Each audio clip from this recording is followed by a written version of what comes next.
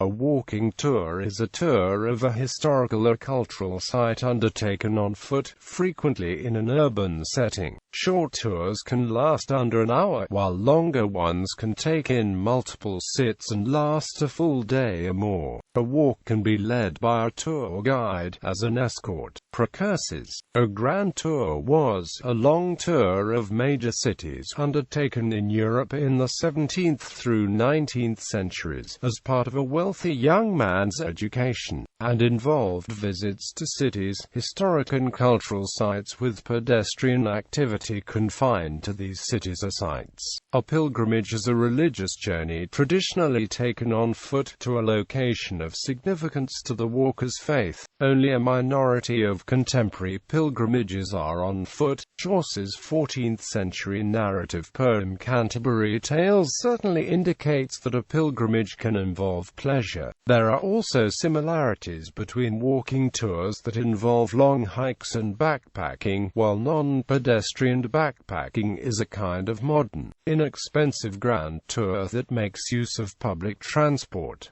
Tours of cities and cultural sites with guides. A walking tour is generally distinguished from an escorted tour by its length and the employment of tour guides, and can be under 12 hours, or last for a week or more. They are led by guides that have knowledge of the sites or the landscape covered on the tour, and explanations and interpretations of the site can cover a range of subjects, including places with historical, cultural and artistic significance. Walking tours of various kinds and length are universally part of the tourism industry, and can be found around the world. Narratives. Several cities now have groups that are employing dramatic spectacle to add interest to their tours, usually guided by actors in costume playing a role. These walking tours create the feel of living history as guests walk in the footsteps of those who came before them. These tours, which blend history and dramatic narrative, share history in a non-academic, very accessible fashion. These tours are similar in nature to promenade theatre, although the theatrical nature of these tours is similar to museum theatre in that it makes use of first-person interpretation. The fact that these tours take place outside of traditional museum settings and requires the audience to move through urban environments makes this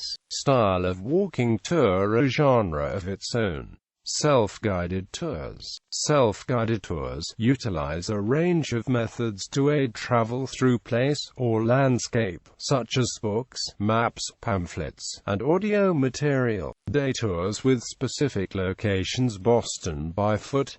Big Onion walking tours. Photo walking. Walking Brooklyn. Walks of Italy.